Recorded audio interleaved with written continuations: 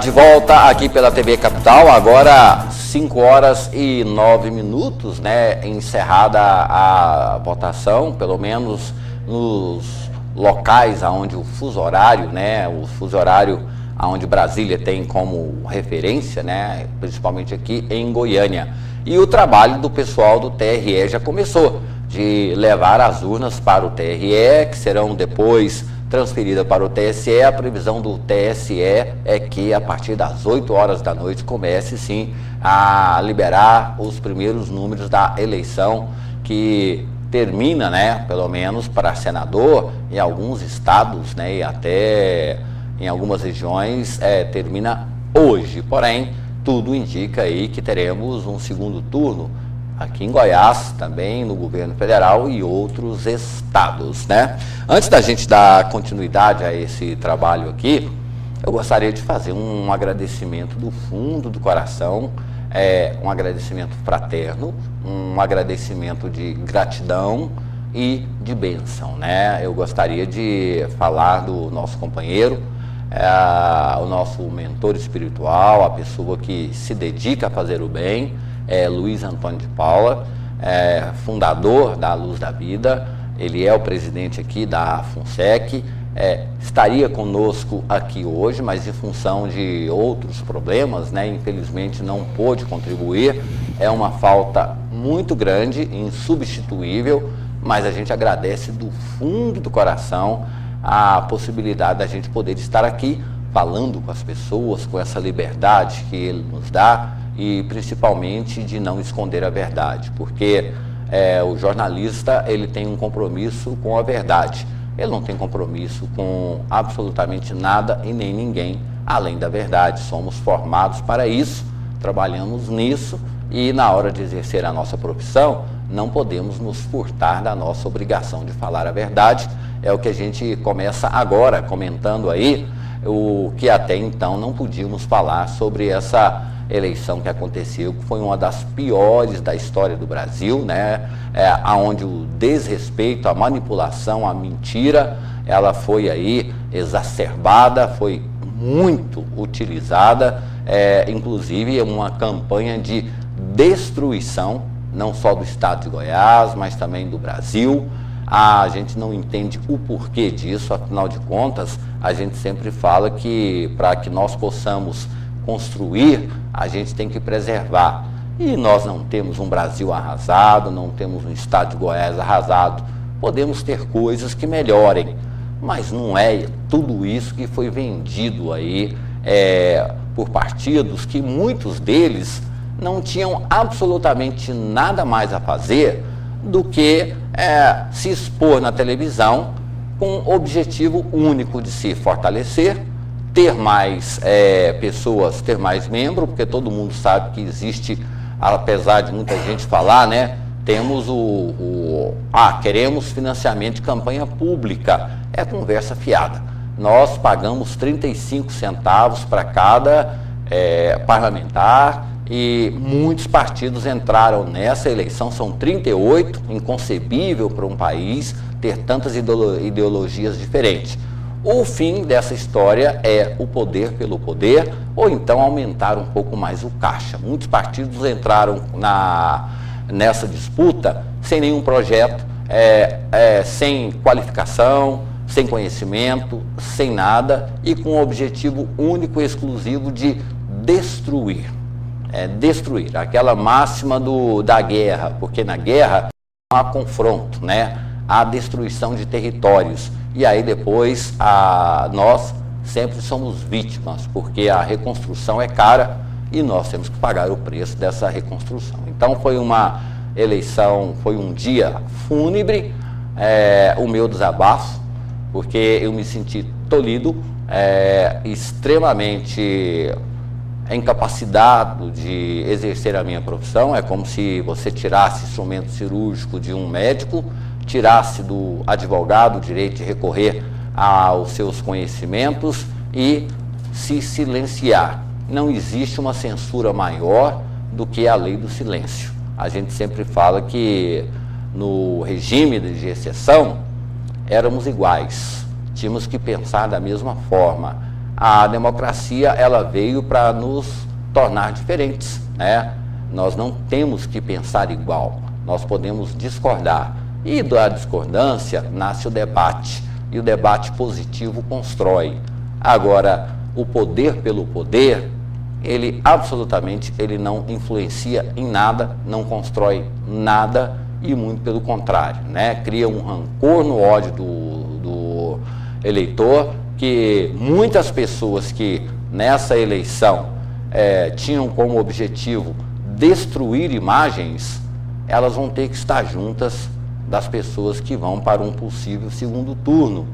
E aí, né, na visão do eleitor, fica exacerbada a cara de pau, que é uma máxima de alguns políticos, né? Vamos tentar nos valorizar o máximo para nos vendermos depois. Então é uma política incestuosa que, infelizmente, ainda somos obrigados a passar por ela, mas fazer o que? É a democracia, é a que nós temos, e a gente tem que falar a verdade, né? Não podemos jamais mentir. Já dizia Renato Russo, né? Mentir para si mesmo é a pior mentira. E a gente não pode mentir para nós, porque se mentirmos para nós, estamos mentindo para vocês. Então, assim, lamentável, uma campanha que absolutamente não produziu nada, nenhum projeto, nada, nenhuma pessoa apresentou algo que a gente pudesse ter a esperança. Vamos mais uma vez, né, dependendo do resultado, voltar às urnas com a mesma sensação que a gente foi hoje, né, fúnebre, como se estivéssemos indo a um velório sobre a tutela de uma lei que, na realidade, ela está tirando a cidadania, está tirando do cidadão o principal. A eleição é uma festa. A festa acabou. Não podemos mais. Inclusive, o que eu falei agora há pouco, dessa senhora que foi presa e algemada no Piauí, porque tirou uma foto do voto dela, é uma coisa inadmissível numa democracia, né? Pelo menos é o que se fala. Então, reitero meus agradecimentos ao Luiz Antônio e toda a equipe da Luz da Vida, da TV Capital, por permitir que a gente possa fazer esse trabalho aqui e falar a partir de agora, né, que as urnas já foram fechadas, aí podemos sim falar o que a gente pensa, o que a gente acha. Doutor Ricardo, o senhor que é um advogado experiente, né? A gente não mente para o médico e não mente para o advogado. Agora para o eleitor pode, né? Sem partido, é uma questão apolítica, agora é a opinião do cidadão. Paulo Rolim também fala sobre essa questão. O telefone é o 3095-7424, pode colocar aí no vídeo. Também tem o nosso WhatsApp, que você pode, agora sim, você pode se expressar, falar do que você quiser, podemos ler sem as penalidades. Não é culpa da Justiça Eleitoral, que fique muito bem claro isso. As leis, elas são feitas no Congresso, extremamente corporativista, não quer mudança, quer que a situação continue, quer um povo burro, quer um povo sem informação, quer um povo literalmente, né, alheio a tudo, para que ali eles possam fazer o que eles querem. Não tivemos reforma política no Brasil, mas tivemos pelo menos umas 20 reformas eleitorais, onde uma após a outra tirou da gente o direito de celebrar esse dia. Então é um clima fúnebre e o eleitor ele captou isso aí. Tanto é que eu não sei, mas a abstenção deve ser grande e a revolta do eleitor ela vai se dar a cada dia mais quando tira dele o direito de falar. Tira dele o direito de expressar a sua vontade, o seu voto. Essa justificativa da Justiça Eleitoral, da lei seca, que na minha opinião é uma burrice, né? Porque afinal de contas a pessoa pode beber em casa, você prejudica aquela pessoa o comerciante que às vezes no domingo tem o seu maior rendimento, e aí a pretexto de você punir você acaba punir todos, né? E outras coisas mais. Tiraram aí o showmício, que era a oportunidade daquelas pessoas mais humildes poderem assistir os shows. Tiraram as camisetas que as pessoas usavam para trabalhar, os bonés para se proteger do sol. Então, ou seja, são reformas eleitorais que são produzidas no Congresso, porque quem está lá não quer sair e não quer deixar ninguém entrar. Então, quanto mais difícil a entrada, mais tempo aqui eu permaneço. É o que pensa grande parte dos nossos parlamentares e eu só tenho que pedir desculpa a vocês pelo meu desabafo, porque eu estava esperando 5 horas chegar para poder dizer isso. Foi uma das piores campanhas que tivemos na história do Brasil, aonde até as vísceras dos candidatos foram expostas e nada de positivo, ou pelo menos de esperança, foi dado. Somente aquela coisa assim de crucificar o empresário como se o empresário fosse o demônio dessa eleição. E o empresário é quem produz e que mantém essa máquina que não para de gastar. 38 ministérios, a cada dia que se passa, mais bondades, mais compra de apoio, mais compra do poder pelo poder. E aí eu sempre falo, né, que a eleição no Brasil, ela só vai mudar quando nós mudarmos. Enquanto nós participarmos dessa promiscuidade, né, você também tem a sua parcela de culpa. Muitas pessoas ganharam gasolina, promessa de emprego. Tomara que os políticos não deem nenhum emprego para você. E que a gasolina que te deu, que tem açúcar dentro para fundir o motor do seu carro. Porque quem colabora com a corrupção também é corrupto. Desculpa o desabafo, mas é o que eu penso, o que eu acho. Daqui a pouco o Thiago, doutor Ricardo, já está contratado, meu advogado. Eu vou ser processado. E, mais uma vez, do fundo do coração, eu peço que Deus abençoe e proteja Luiz Antônio de Paula. É uma pessoa que eu tenho uma estima, uma admiração, um respeito e uma gratidão eterna. Hoje eu estou aqui porque um dia eu estava em crise de depressão e ele me buscou e disse, não, você tem muito a fazer. Então, se aqui estou, devo muito a ele. Obrigado, meu companheiro, meu compadre, meu amigo. E principalmente, né, é uma pessoa que tem uma capacidade imensa de não julgar. Todos nós somos julgados. Todos têm a capacidade de entender e muitos julgam, não entendem, né? Doutor Ricardo já está contratado para ser meu advogado. Perfeito. Desculpa o desabafo, mas assim, tolir o direito, tirar do jornalista o direito de expressar a sua opinião, eu acho que é a pior pena que você pode imputar a um profissional. Então, assim, é o que eu digo, não é o que o senhor diz, mas agora, dentro do direito, né, nós estamos caminhando, lembrando que não é culpa da Justiça Eleitoral. Ela cumpre as leis que são elaboradas, votadas num Congresso viciado, né? Então, a Justiça Eleitoral, ela tem a obrigação de cumprir essas leis incestuosas e corporativistas. Está contratado.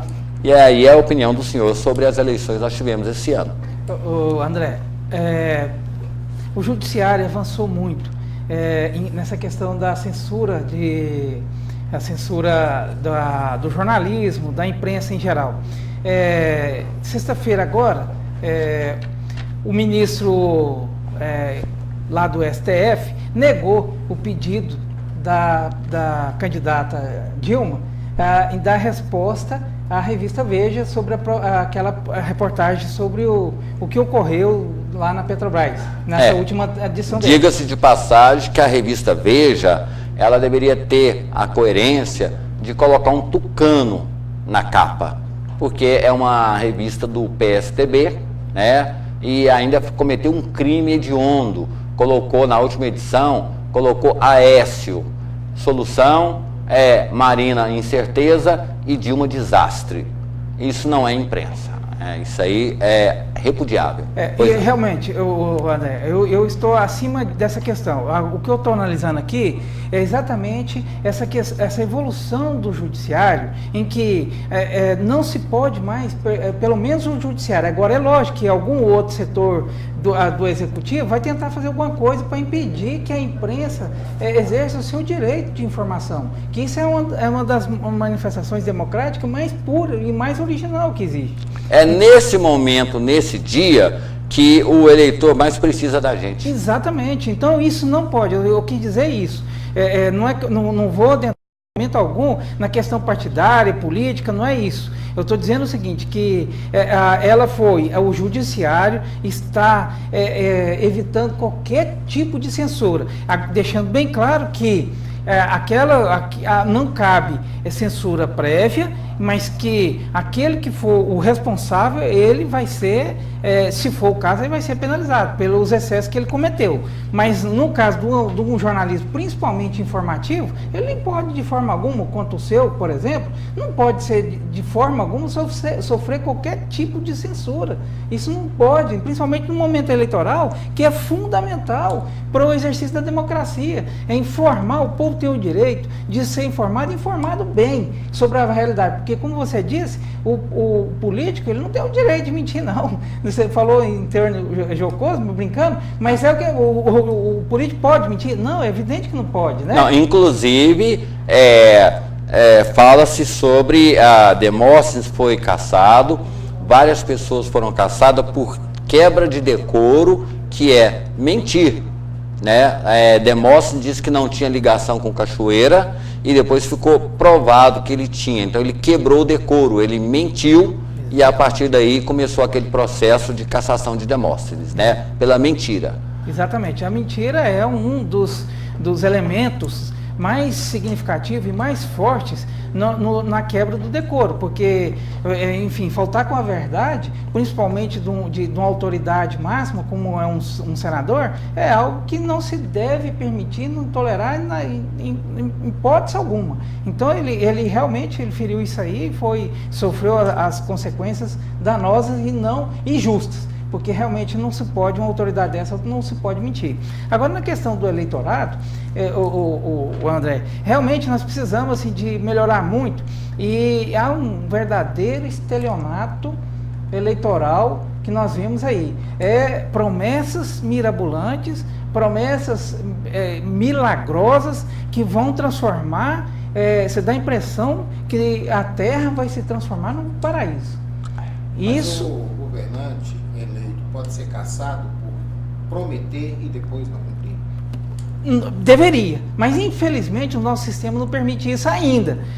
Eu creio que vai evoluindo, as normas existem, elas estão evoluindo para isso, eles estão restringindo ao máximo a cada campanha que passa eleitoral, eles estão arrochando, a legislação está apertando, estipando certas situações, e eu creio que o ideal vai chegar ainda um dia a esse ponto, porque é a promessa que enganação, na verdade é uma verdadeira enganação, ele se promete um verdadeiro paraíso, verdadeiros milagres, não dão conta, evidentemente não vão dar conta de cumprir isso, porque ele depende de todo um sistema, o sistema está comprometido, como você mesmo disse, eles não têm interesse que mude a situação, é o contrário, eles querem que permaneça essa situação, para perpetuar no poder, que seja quem ele estiver lá, e quem está fora do poder está fazendo de tudo para alcançá-lo, e quando chegar lá, manter o status quo. Então, realmente, isso aí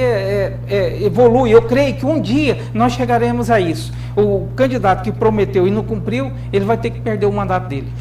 Rapidamente aqui, só passar, já começaram as apurações em alguns estados, em São Paulo, até agora, né, não tem aqui, mas Geraldo Alckmin está liderando com 61,2%, né? Também já tem aqui em Minas Gerais, Fernando Pimentel está liderando com 50,16%, ou seja, para o ex-presidente Lula, é uma derrota inexplicável, né? Tá aí no vídeo, pode colocar para o pessoal ver em casa, né? Geraldo Alckmin até agora boca de urna, esse é o boca de urna, mas já começaram os votos já estão sendo apurados. No Rio de Janeiro, boca de urna, ele dá ali a Luiz Fernando Pezão 34%, né? Aí tem aí, vamos mais devagar, né? Fernando Pimentel, em Minas Gerais, o boca de urna dá 53%. Aécio Neves, uma derrota sem precedentes, né? Vamos mais devagar para que a gente possa analisar, volta tudo de novo para que a gente possa fazer, né? Em São Paulo, a boca de urna dá ali para Geraldo Alckmin 52% dos votos, eleito no primeiro turno, se confirmado, né? SCAF do PMDB, 22%, Alexandre Padilha, que foi aí uma derrota para o PMDB, para o PT histórica, né? Aí Gilberto Nadino 2%, então, ou seja, o povo, cada estado tem a sua realidade e escolhe ali os seus governantes. Vamos para o boca de urna de outro estado, agora no Rio de Janeiro, Luiz Fernando Pezão do PMDB, 34%, Garotinho 28%, Marcelo Crivella 18%, Lindenberg Farias, e ali mais outra derrota também, né?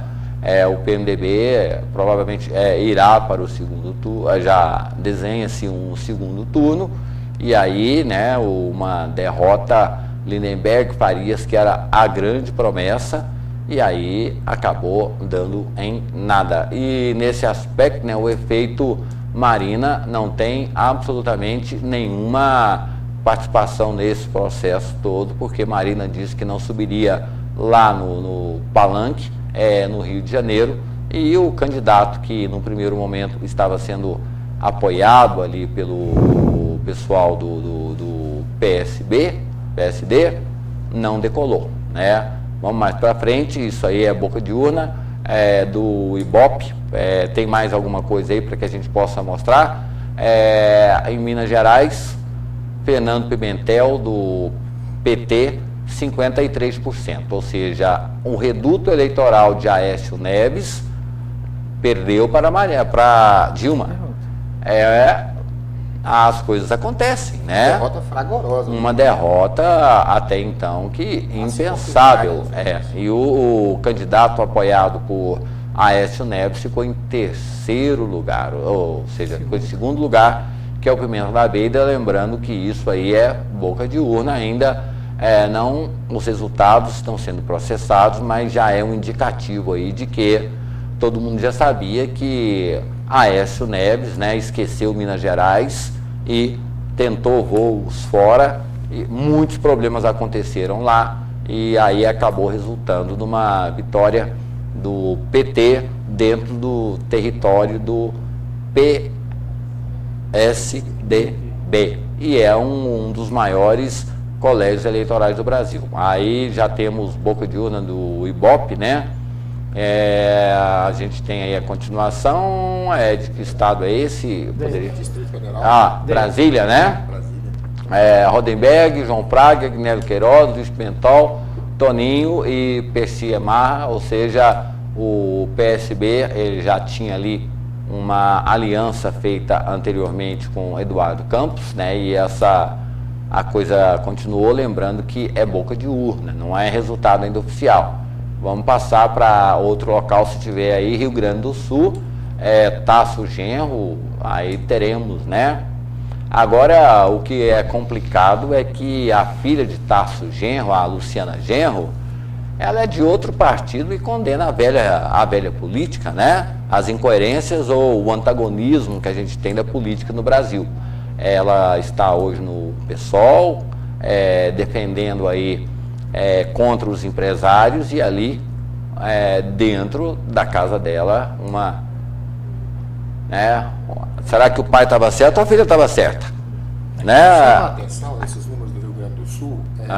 O terceiro lugar da senadora Ana Amélia Lemos, e as pesquisas a indicavam em primeiro lugar. Sim. São números muito próximos e também números de boca de urna, mas são tendências. A boca de urna, às vezes, né, grande parte das vezes, lá em São Paulo, Geraldo Alckmin já aumenta já são votos que estão sendo apurados em São Paulo, tá? 61,11% dos votos. Mas, doutor, continue, por favor. Então, a gente, analisando esse quadro eleitoral agora, recente aí, a gente vê, será que é assustador, né, André?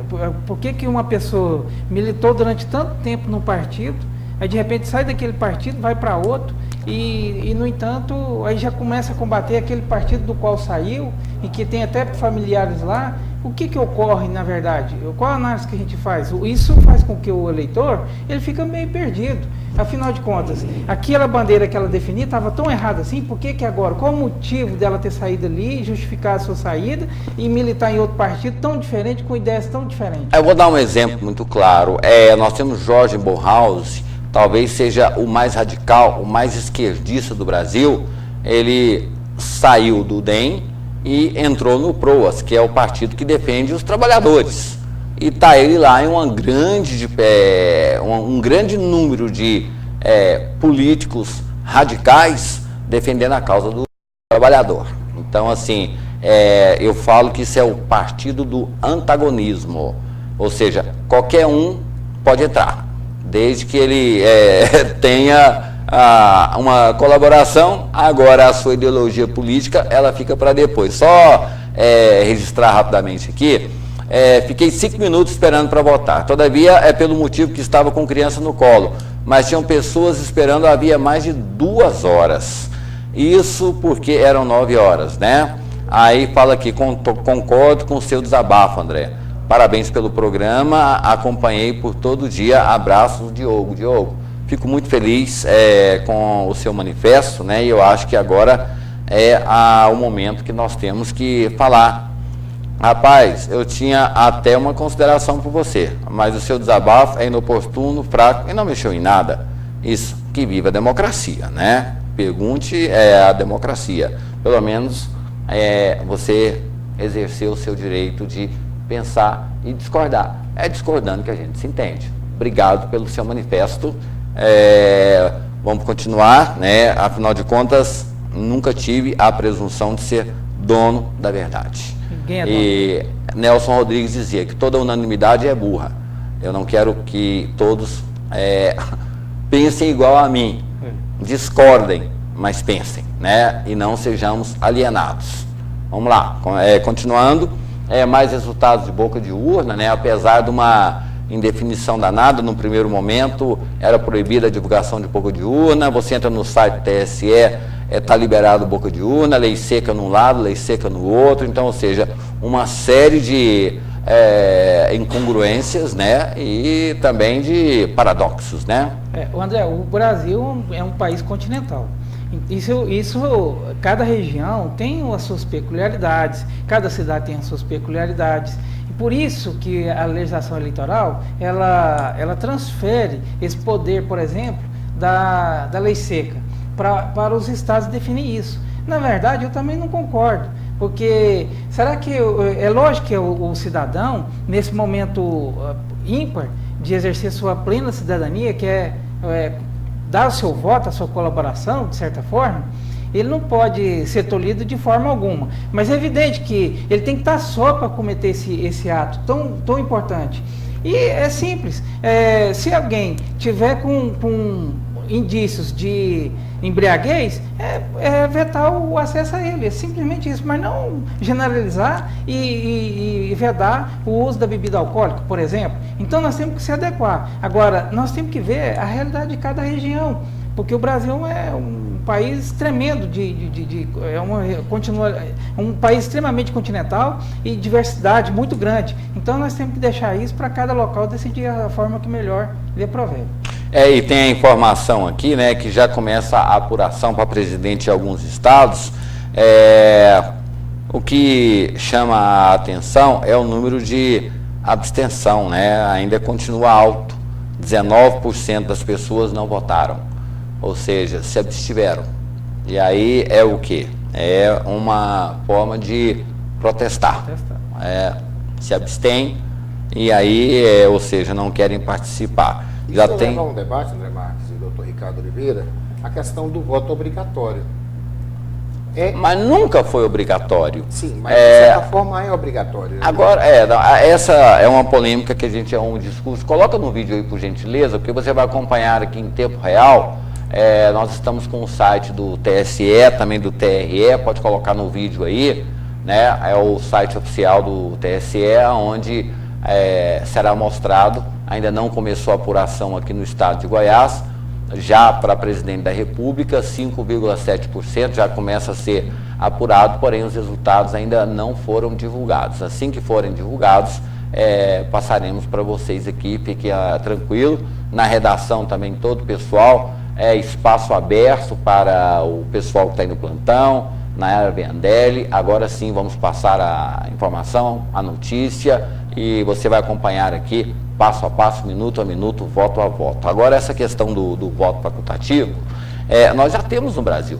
Você pode, você não é obrigado a votar, você pode viajar, justificar seu voto, ou se você, caso você não queira, você tem 90 dias ou 60 dias para justificar seu voto, e se você não fizer isso, você vai lá e paga uma multa de R$5.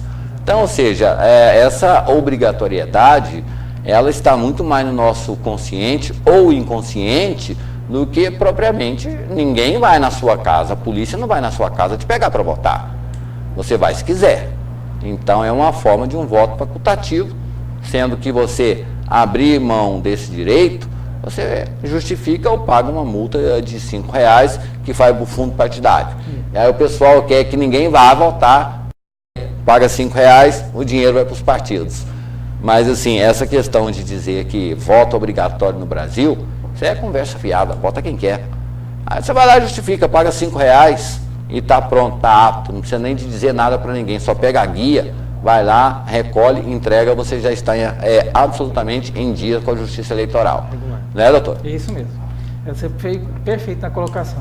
Essa questão da obrigatoriedade, muito bem, tem gente que não se adequa a isso, simplesmente deixa de votar, vai lá, dentro de 60 dias justifica, ou então espera passar esse prazo determinado pela legislação eleitoral, paga a multa. Compra nas ruas, você chega nas ruas aí, você compra um atestado médico por R$10.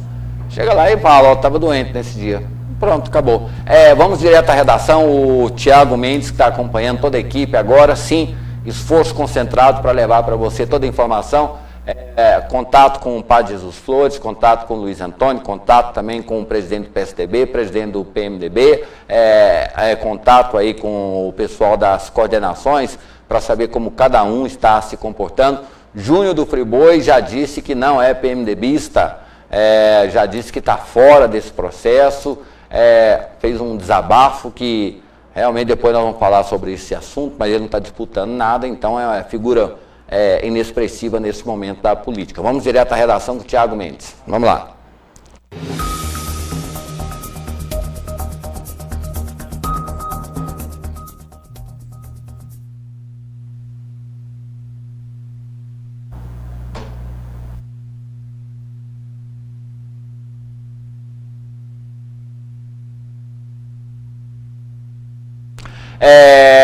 A gente estava sem áudio, né? Mas foi agora divulgado o resultado de boca de urna para o governo do estado de Goiás. Vamos ter sim segundo turno. Até agora já foram apuradas 11,6% das urnas. Marconi Perillo lidera com 48,66%. Iris Rezende tem 28,44% e Vanderlan tem 13,43%. Antônio Gomide 8,9%, professor Wesley 0,5%, né? Vamos traduzir isso em questões de votos, né? Afinal de contas, é o que conta. Marconi Perillo tem 170.394 votos. Iris Rezende tem 99.582 votos. E a gente tem aí Vanderlan 47 mil votos, né? Antônio Gomide 31 mil votos. Professor Wesley 867, votação nem para vereador, né? E a gente tem Marta Jane 517,